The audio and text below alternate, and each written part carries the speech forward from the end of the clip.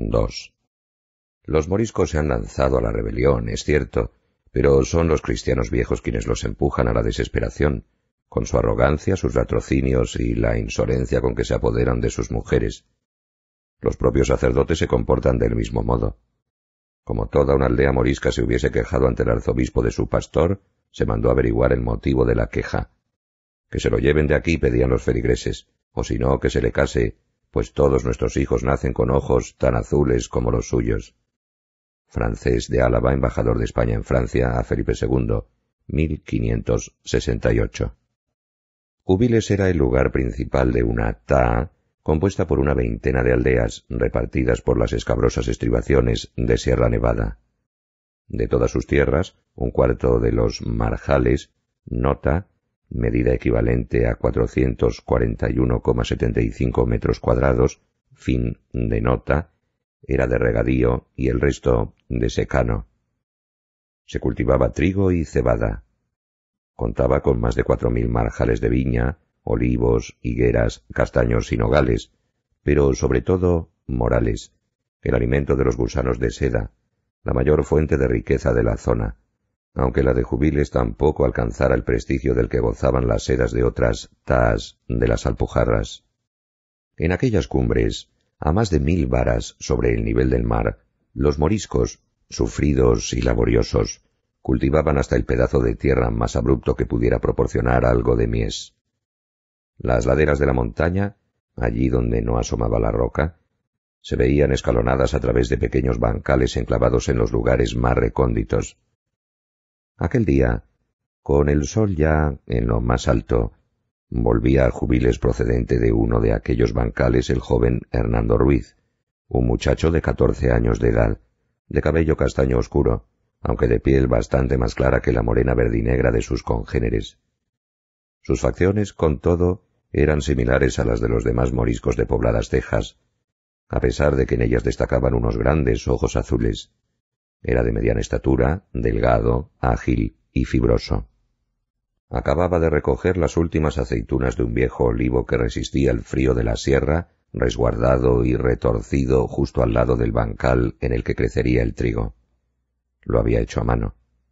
Había reptado por el árbol, sin balearlo, y recolectado incluso las olivas que todavía presentaban una tonalidad morada. El sol templaba el aire frío que venía de Sierra Nevada. Le hubiera gustado quedarse allí a desbrozar las malas hierbas para luego ir hacia otro bancal, donde suponía que el humilde Hamid estaría trabajando las escasas tierras que poseía. En los bancales, cuando estaban los dos a solas, trabajando o recorriendo las sierras en busca de las preciadas hierbas con las que el hombre preparaba sus remedios, él le llamaba Hamid en lugar de Francisco, el nombre cristiano con el que había sido bautizado. La mayoría de los moriscos usaba dos nombres, el cristiano y el musulmán para dentro de su comunidad. Hernando, sin embargo, era simplemente Hernando, aunque en el pueblo a menudo se mofaban de él o le insultaban llamándole el Nazareno. Instintivamente el muchacho aminoró la marcha al recordar su mote. Él no era ningún nazareno. Pateó una piedra imaginaria y prosiguió hacia su casa, situada a las afueras del pueblo, en un lugar donde hallaron espacio suficiente para construir un cobertizo en el que estabular a las 6 mulas con las que su padrastro trajinaba por los caminos de las Alpujarras, más una séptima, la vieja, su preferida. Haría cerca de un año que su madre se vio obligada a explicarle la razón de tal mote. Una mañana, al amanecer, él había ayudado a su padrastro, Brahim, José para los cristianos, a aparejar las mulas. Cumplido su trabajo, se despedía de la vieja con una cariñosa palmada en el cuello cuando una fuerte bofetada en la oreja derecha le lanzó al suelo unos pasos más allá. «¡Perro nazareno!», gritó Brahim en pie iracundo. El muchacho sacudió la cabeza para despejarse y se llevó la mano a la oreja. Por detrás de su padrastro le pareció ver cómo su madre desaparecía cabizbaja y se introducía en la casa. «Le has puesto mal la cincha a aquel animal», bramó el hombre al tiempo que señalaba hacia una de las mulas. «¿Pretendes que se roce a lo largo del camino y no pueda trabajar? No eres más que un inútil nazareno», escupió sobre él. «Un bastardo cristiano». Hernando había escapado a gatas de los pies de su padrastro y se había escondido en un rincón del cobertizo entre la paja, con la cabeza entre las rodillas. Tan pronto como el repiqueteo de los cascos de la recua anunció la partida de Brahim, Aisha, su madre, reapareció en el cobertizo y se dirigió hacia él con una limonada en la mano. —¿Te duele? —le preguntó agachándose y acariciándole el cabello. —¿Por qué todos me llaman Nazareno, madre? —sollozó alzando la cabeza de entre sus rodillas. Aisha cerró los ojos ante el rostro anegado en lágrimas de su hijo. Intentó secarlas con una caricia, pero Hernando volvió la cabeza. —¿Por qué? —insistió. Aisha suspiró profundamente. Luego asintió y se sentó sobre sus talones en la paja. —De acuerdo, ya tienes edad suficiente —cedió con tristeza, como si lo que iba a hacer le costase un gran esfuerzo. —Debes saber que hará 14 años, uno más de los que tienes ahora. El cura del pueblo en el que vivía de niña, en la jerquía almeriense, me forzó. Hernando dio un respingo y acalló sus sollozos. —Sí, hijo, yo grité y me opuse como exige nuestra ley, pero poco pude hacer entonces frente a la fuerza de aquel depravado. Me abordó lejos del pueblo en unos campos, a media mañana. Era un día soleado. Recordó con tristeza. —Solo era una niña —gritó de repente. Me arrancó la camisa de un solo tirón. Me tumbó y... Antes de continuar, la mujer volvió a la realidad y se enfrentó a los ojos de su hijo inmensamente abiertos y clavados en ella. —Tú eres el fruto de ese ultraje —musitó. Por eso te llaman Nazareno, porque tu padre era un cura cristiano. Es culpa mía. Madre e hijo se miraron durante unos largos instantes. Las lágrimas volvieron a correr por el rostro del muchacho, pero esta vez a causa de un dolor diferente. Aisha luchó contra su propio llanto hasta que comprendió que le sería imposible contenerlo. Entonces dejó caer el vaso de limonada y extendió los brazos hacia su hijo, que se refugió entre ellos. Aunque la joven Aisha hubiera salvado el honor con sus gritos, tan pronto como el embarazo fue notorio, su padre, un humilde arriero morisco, consciente de que no podía evitar la vergüenza, sí buscó al menos la manera de dejar de presenciarla. Encontró la solución en Brahim, un joven y apuesto arriero de Jubiles con el que a menudo se encontraba en el camino y a quien propuso el matrimonio con su hija a cambio de 2 mulas como dote, una por la muchacha y otra por el ser que portaba en sus entrañas. Brahim dudó, pero era joven, pobre y necesitaba animales. Además, quién sabía siquiera si aquella criatura llegaría a nacer. Tal vez no superara los primeros meses de vida. En aquellas inhóspitas tierras eran muchos los niños que morían en su más tierna infancia. A pesar de que la idea de que la muchacha hubiera sido forzada por un sacerdote cristiano le repugnaba, Brahim aceptó el trato y se la llevó con él a Jubiles. Pero, contra los deseos de Brahim, Hernando nació fuerte y con los ojos azules del cura que había violado a su madre. También sobrevivió a la infancia. Las circunstancias de sus orígenes corrieron de boca en boca. Y si bien el pueblo se apiadó de la muchacha violada, no sucedió lo mismo con el fruto ilegítimo del estupro.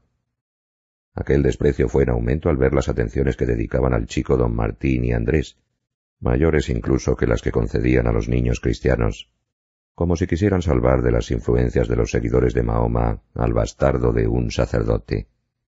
La media sonrisa con la que Hernando entregó las aceitunas a su madre no logró engañarla. Ella le acarició el cabello con dulzura, como hacía siempre que presentía su tristeza, y él, aun en presencia de sus 4 hermanastros, la dejó hacer. Eran escasas las ocasiones en que su madre podía demostrarle cariño, y todas sin excepción se producían en ausencia de su padrastro. Brahim se había sumado sin dudarlo al rechazo de la comunidad morisca. Su odio hacia el nazareno de ojos azules, el favorito de los sacerdotes cristianos, se había recrudecido a medida que Aisha, su mujer, paría a sus hijos legítimos. A los 9 años fue desterrado al cobertizo, con las mulas, y sólo comía en el interior de la casa cuando su padrastro estaba fuera. Aisha tuvo que ceder a los deseos de su esposo, y la relación entre madre e hijo se desarrollaba a través de gestos sutiles, cargados de significado. Ese día la comida estaba preparada y sus 4 hermanastros esperaban su llegada. Hasta el menor de ellos, Musa, de 4 años, mostraba un semblante adusto ante su presencia. «En el nombre de Dios, clemente y misericordioso», rezó Hernando antes de sentarse en el suelo. El pequeño Musa y su hermano Aquil, 3 años mayor, le imitaron, y los 3 empezaron a coger con los dedos, directamente de la cazuela, los pedazos de la comida que había preparado su madre: cordero con cardos cocinados con aceite, menta y cilantro, azafrán y vinagre.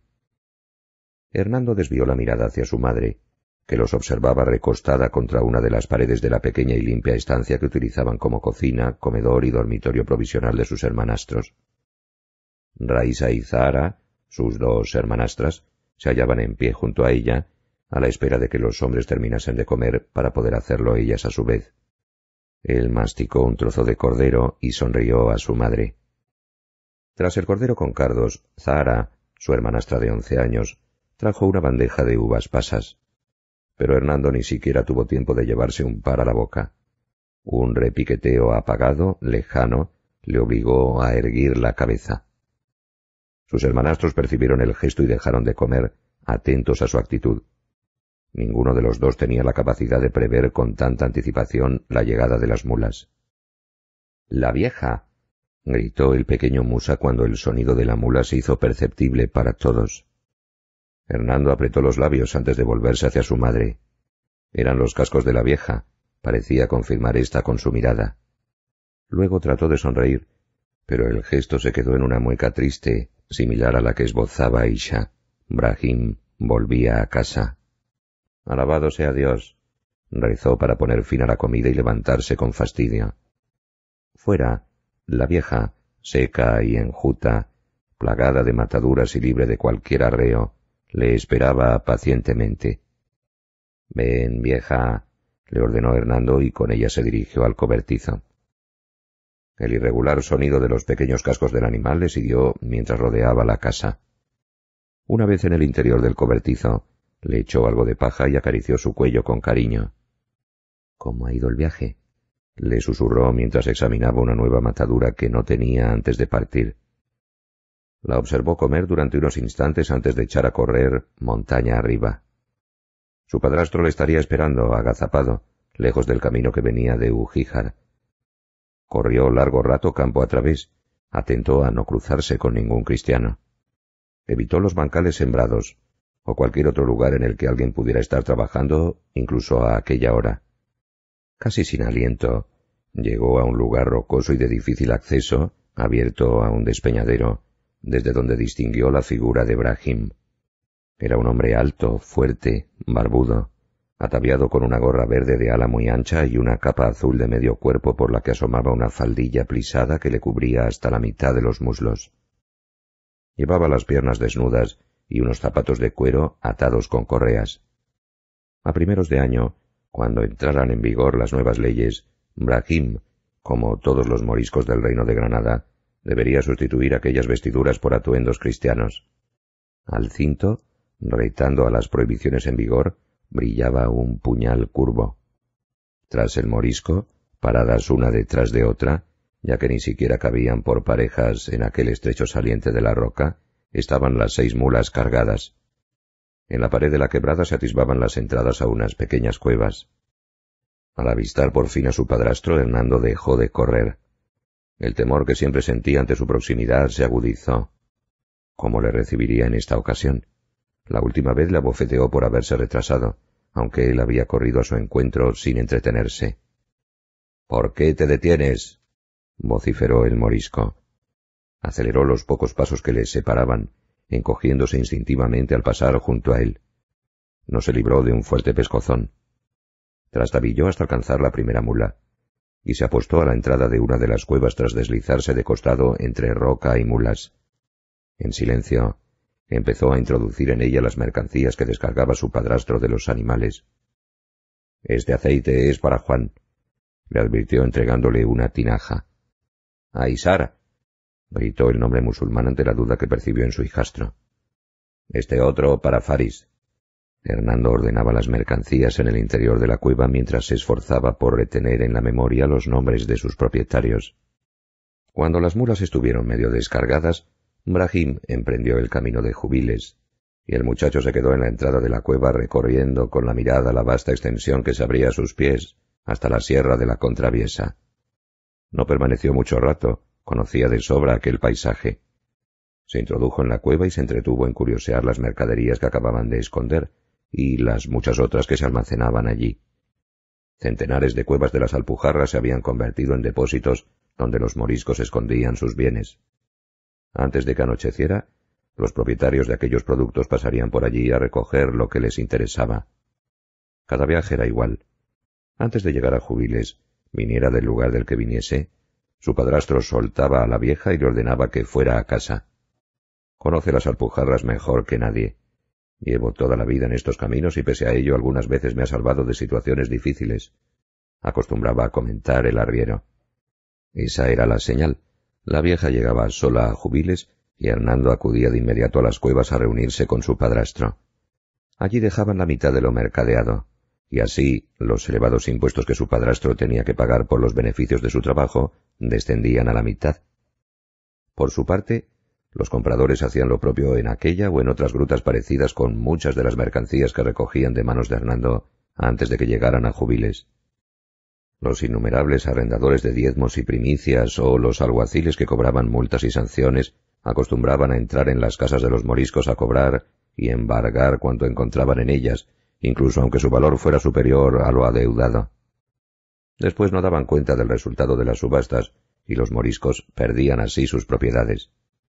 Muchas eran las quejas que la comunidad había elevado al alcalde mayor de Ugíjar, al obispo e incluso al corregidor de Granada, pero todas caían en saco roto y los recaudadores cristianos continuaban robándoles impunemente. Por eso todos aplicaban el procedimiento ideado por Brahim. Sentado con la espalda apoyada en la pared de la cueva, Hernando quebró una ramita seca y jugueteó distraídamente con los trozos. La guardaba una larga espera. Observó las mercaderías amontonadas y reconoció para sí la necesidad de esos engaños. De no llevarlos a cabo, los cristianos los habrían sumido en la más absoluta pobreza. También colaboraba en la ocultación para el diezmo del ganado, de las cabras y ovejas. Pese a ser rechazado por la comunidad, él había sido elegido como cómplice. El nazareno, alegó un morisco viejo, sabe escribir, leer y contar. Así era. Desde muy niño, Andrés, el sacristán, se había empeñado en su educación, y Hernando había demostrado ser un buen alumno. Era imprescindible llevar bien las cuentas para engañar al arrendador de diezmos del ganado que aparecía cada primavera. El recaudador exigía que los animales fueran recogidos en un llano y obligados a pasar en fila de a uno por un estrecho corredor hecho con troncos. Cada 10 animales, uno era para la iglesia. Pero los moriscos aducían que las cabañas de 30 o menos animales no tenían que estar sujetas a diezmo y que el correspondiente pago debía limitarse a unos cuantos maravedíes. Así que cuando llegaba el momento, dividían de común acuerdo los rebaños en grupos de 30 o menos, un ardid que conllevaba luego muchas cuentas para poder recomponer los rebaños. Sin embargo, el coste de todas esas estratagemas había sido muy elevado para Hernando. El muchacho lanzó violentamente contra la pared los trocitos de rama que tenía en la mano. Ninguno de ellos llegó a dar en la piedra y cayeron al suelo. Recordó la tarde en que había sido elegido para llevar a cabo el engaño. «Muchos de nosotros sabemos contar», se había opuesto uno de los moriscos cuando se propuso a Hernando para engañar al recaudador del diezmo del ganado. «Quizá no tan bien como el nazareno, pero todos ellos, tú incluido, poseéis cabras u ovejas y eso podría crear desconfianzas», insistió el anciano que había propuesto el nombre del muchacho. «Ni Brahim ni mucho menos el nazareno tienen ningún interés en el ganado». «¿Y si nos denuncia?», saltó un tercero. «Pasa mucho rato con los curas». El silencio se hizo entre los presentes. «Descuidad, eso corre de mi cuenta», aseguró Brahim. Esa misma noche, Brahim sorprendió a su hijastro en el cobertizo mientras éste terminaba de acomodar a las mulas. «¡Mujer!», bramó el arriero. Hernando se extrañó. Su padrastro estaba a un par de pasos de él. ¿Qué habría hecho mal? ¿Para qué llamaba a su madre? Aisha apareció por la puerta que daba al establo y se dirigió presurosa donde estaban los dos, limpiándose las manos en un paño que llevaba a modo de delantal. Tal como llegó, antes incluso de que pudiera preguntar, Brahim giró sobre sí mismo y con el brazo extendido propinó un terrible revés al rostro de Aisha, que se tambaleó. Un hilo de sangre corrió por la comisura de sus labios. —¿Lo has visto? —gruñó hacia Hernando.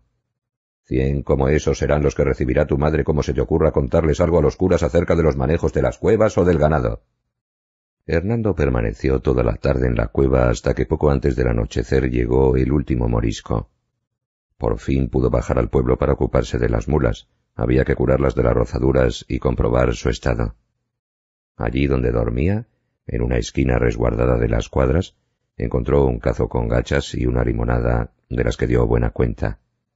Terminó con los animales y abandonó velozmente el cobertizo. Escupió al pasar por delante de la pequeña puerta de madera de la casa. Sus hermanastros reían en el interior.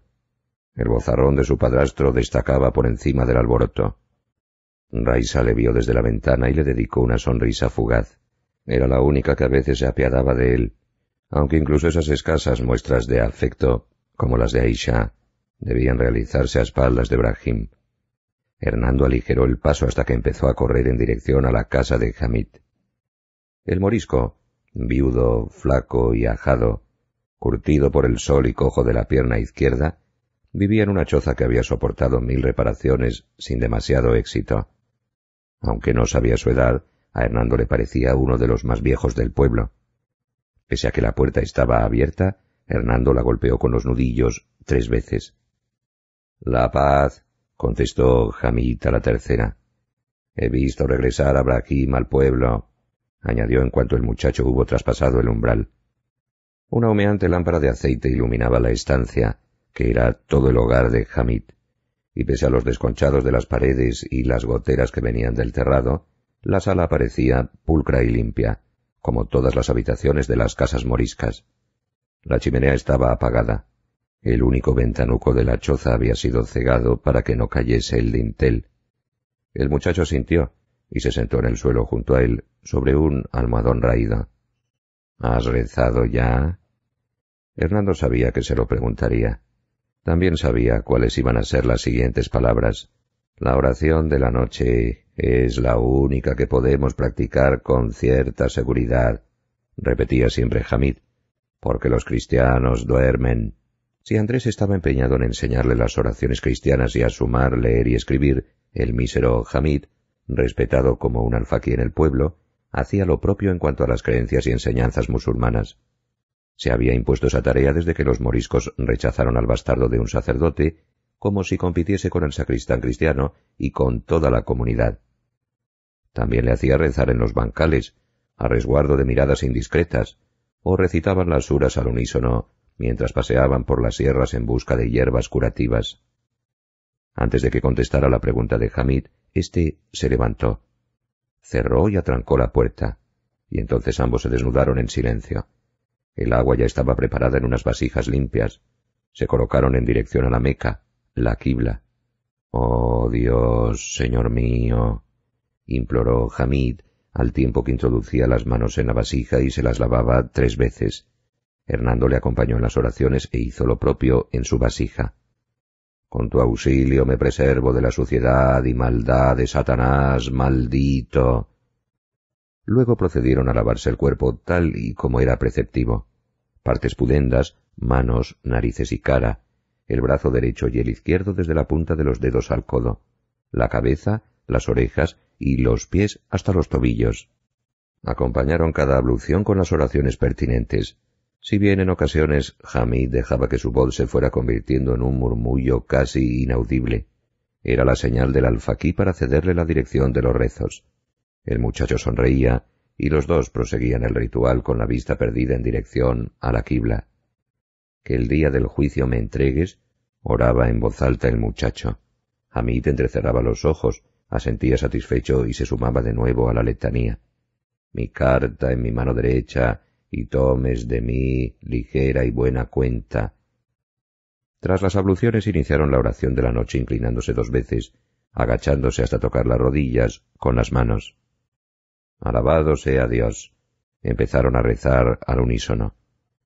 En el momento de la prosternación, cuando se hallaban arrodillados sobre la única manta de la que disponía Hamid, con las frentes y narices rozando la tela y los brazos extendidos al frente, sonaron unos golpes en la puerta.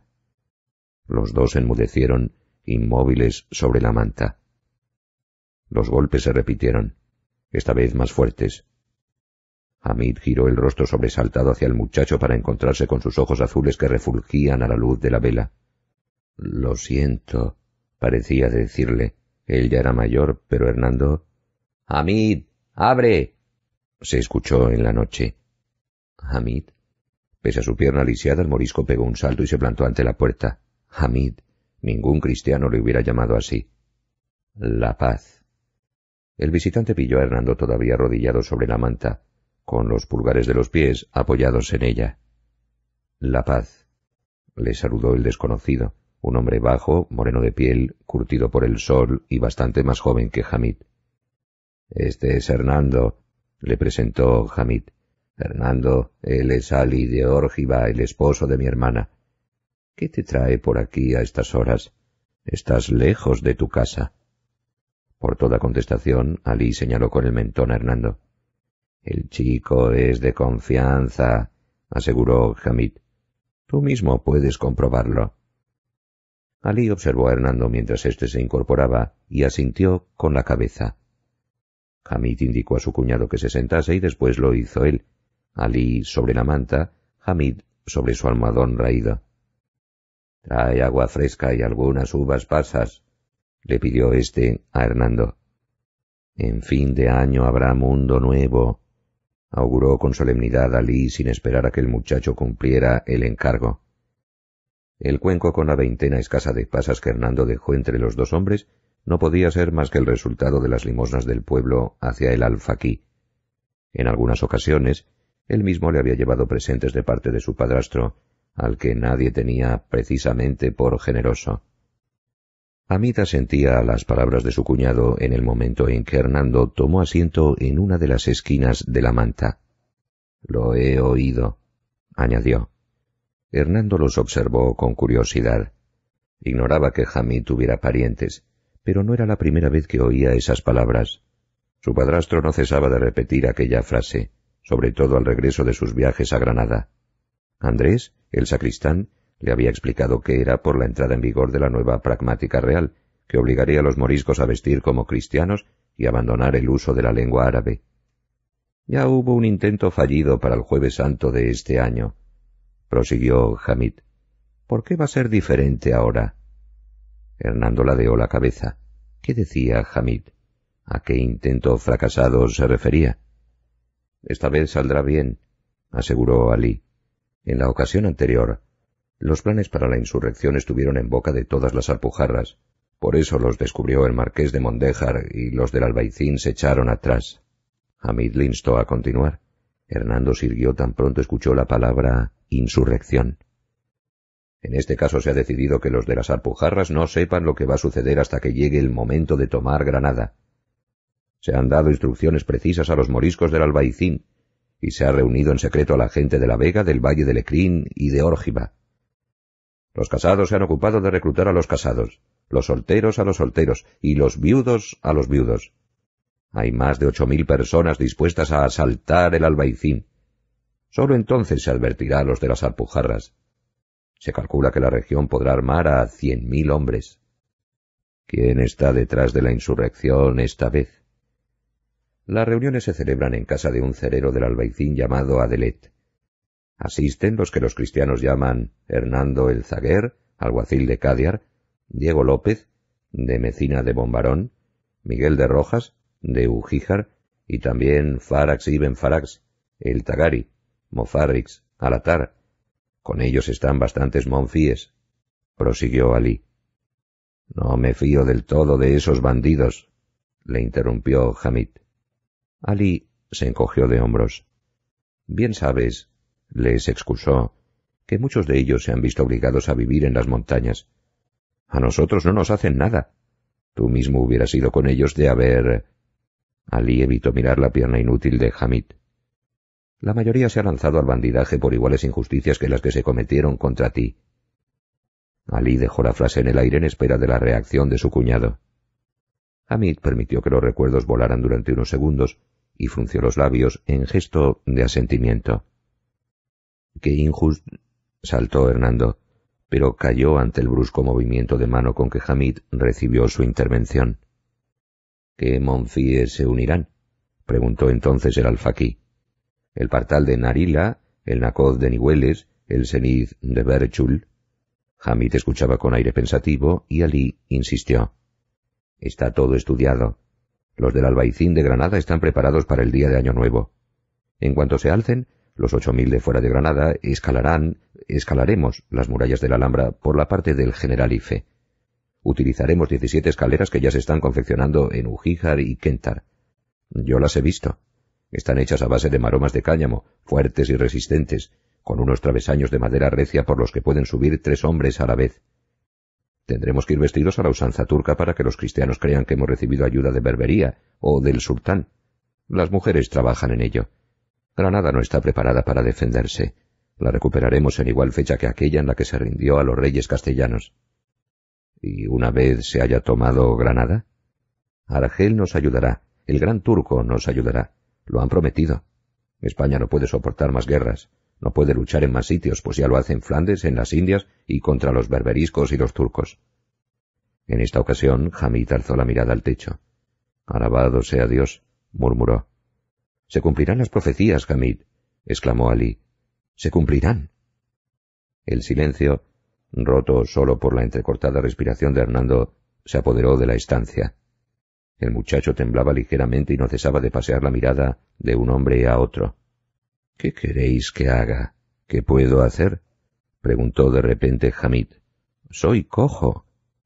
Como descendiente directo de la dinastía de los Nasríes, los nazaríes, debes estar en la toma de Granada en representación del pueblo al que siempre ha pertenecido y al que debe seguir perteneciendo. Tu hermana está dispuesta a acompañarte. Antes de que Hernando volviera a preguntar, casi puesto en pie, Hamid se volvió hacia él, asintió y alargó la mano hasta su antebrazo en un gesto que pedía paciencia. El muchacho se dejó caer de nuevo sobre la manta, pero sus inmensos ojos azules no lograban desviarse del humilde alfaquí. Era descendiente de los nazaríes, de los reyes de Granada.